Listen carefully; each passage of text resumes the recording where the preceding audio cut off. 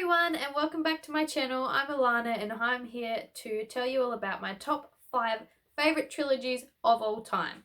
So yes, there will be 5 trilogies in this video, but there will also be an honourable mention at the end because the trilogy hasn't finished yet and I feel like I'm going to love the third book anyway, so I'm going to mention that one at the end, so stick around for that. Also, I may con my dog into an appearance at the end of this video, so if you want to meet Evie for the first time, if you want to see her big debut YouTube appearance, stick around for that.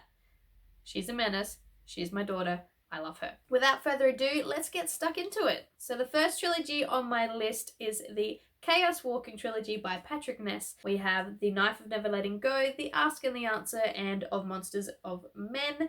This trilogy is hands down my favourite ever in my bookshelves, and I know that's a big role to play, but it is. This is the first book in the trilogy. In this one and in the rest of the series, we follow the main character, Todd, who is a young adult on the cusp of manhood. Now, Todd lives in a town called Prentice Town, but this town is not like a usual town because it is a male-only community and there is history in this town which is not the best. In this town, you can hear everyone else's thoughts and they can hear yours, and Todd refers to this phenomenon as the noise. It sort of defines life in Prentice Town and it's a pretty cool concept for a book to be based upon. Todd's story starts when he experiences a pocket of quiet which he has never experienced before, and it basically goes from there, like what it means that there is this pocket of quiet and how that's going to change his world and all of that good stuff.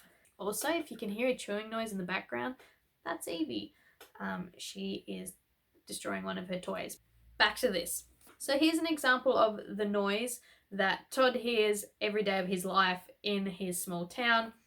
This is everyone's jumbled thoughts together at once, and it's meant to be overwhelming, and I would not want to live like this. It's a pretty cool concept for a book to be based upon. That's all I'm saying.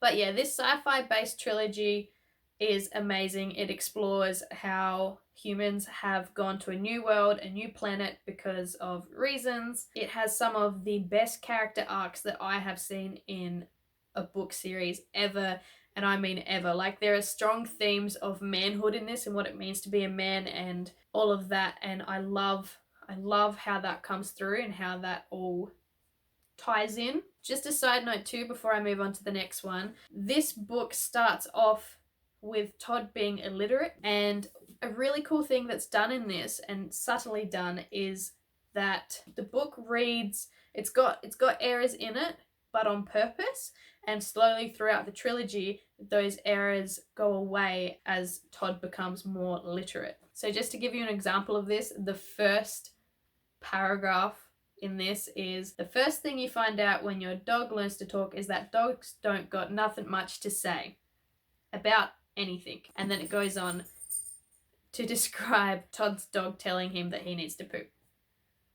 A great hook to a great book. The second trilogy that I will be talking about today is the Graceling Trilogy by Kristin Kishore. If you love high fantasy and if you love the medieval setting, if you love a mystery plot, if you love all those things along with powers and abilities, check out this trilogy. This is the first book in the trilogy. It is, of course, called Graceling. In this world that Kristin Kishore has so cleverly crafted, people can be graced with a number of different abilities, which could range from something small like being able to cook the perfect loaf of bread every time, to being super strong, to remembering every word that you have ever read, which is something that I would love. But in this book, we follow Katza, a young adult who is graced with the ability to kill. Because of her ability, she is named as one of the king's assassins, and it follows on from there of how she finds an old man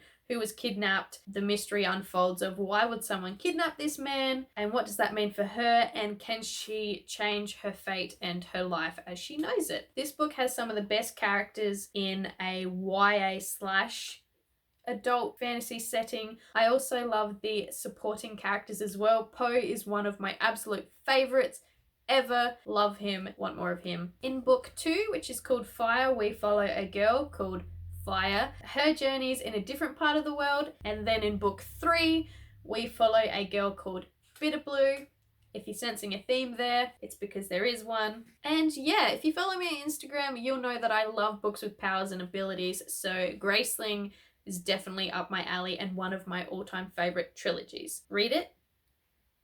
The third trilogy on my list is the Live Ship Traders trilogy by Robin Hobb. Now, this is actually the second trilogy set within her larger multiverse thing that she's got going on. She's got something like 17 or more books set within this universe. I am only up to the third trilogy, but this second trilogy was some of my all-time favorite writing, story plots, characters, all that sort of thing. So as a little side note, this is actually the first book in the first trilogy. This is part of the Farseers trilogy, and it's about a young bastard boy and what his existence means to the court and the kingdom as everybody knows it. I did enjoy this first trilogy. It was really good. It had magic and some amazing elements in it as well. But this second trilogy just took the cake for me. The first book in this trilogy I can tell you a bit about because it won't spoil events for the first trilogy. In this one we followed the Vestrit trading family, who are the owner of a live ship which has not yet quickened.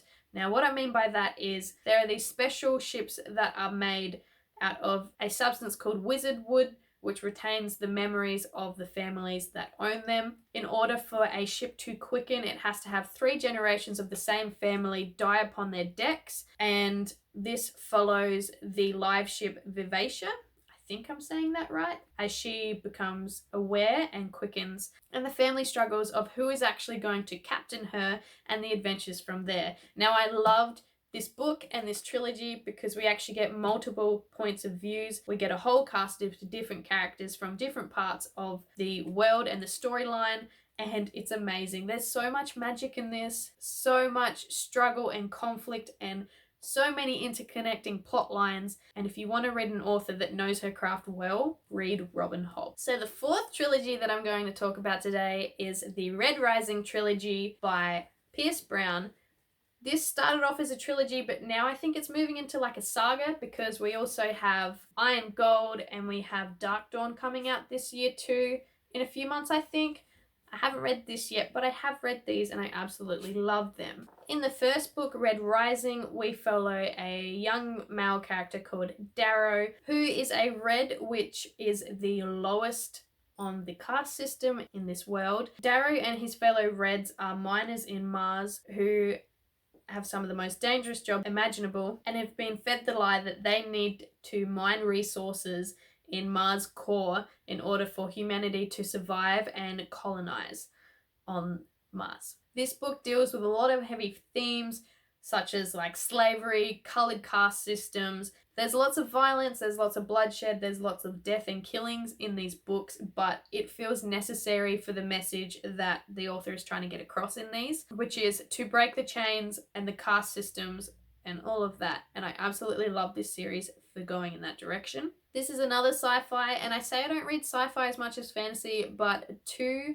of the trilogies on this list so far have been sci-fi, so maybe I'm a half-half type of girl. Half fantasy, half sci-fi. But yeah, this series is amazing. It starts off as a revenge plot and I am all there for that, but then it evolves into something more, something amazing, and the messages in these books are important and everyone should read them, but please be aware that there is a lot of violence in these, so if you're more of a sensitive reader, maybe just be aware of that before you go into them, because yeah, there's a lot of death. And the last official trilogy on this list is The Hunger Games. Now, I'm pretty sure everyone has heard of The Hunger Games at this point. These books are by Suzanne Collins and they are amazing. It follows a young girl called Katniss who is part of a district that is malnourished and forgotten about / repressed, and how there are these games, and if you win the Hunger Games you can become rich, but there are so many, there's like 24 competitors I think that go into the Hunger Games and there can only be one winner, and basically you got to kill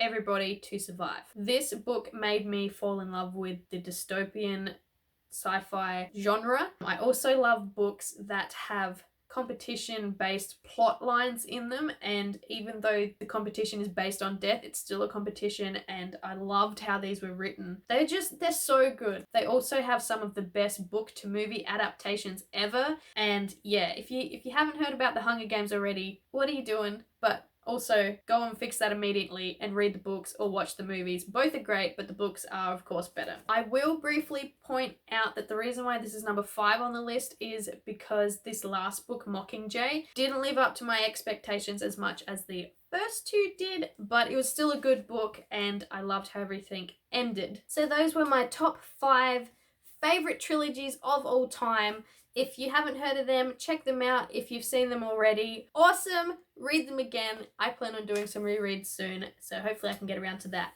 But there was that honorable mention that I mentioned at the start, and that is The Nevernight Chronicles by J. Kristoff. So I love both these 2 books, Nevernight and God's Grave. The 3rd book is slated for release this year, towards the end of the year, or is it soon? I'm not sure. I'm going to surprise myself. If you watched my first video, you will know that I love this series and I talk a bit about it there, so I don't want to repeat myself too much, but basically read these if you haven't read them. Nevernight is another book that has a revenge plot at its center, but becomes something more, and I love it for that. I also love books with the school type setting where the characters have to learn a craft or something like that. Like I loved Harry Potter for that. We get like 6 books of the Wizarding World and Hogwarts, and it's amazing. So this first book has the school setting where the main character Mia has to train to become an assassin, and it's amazing. This second book takes on a bit of a different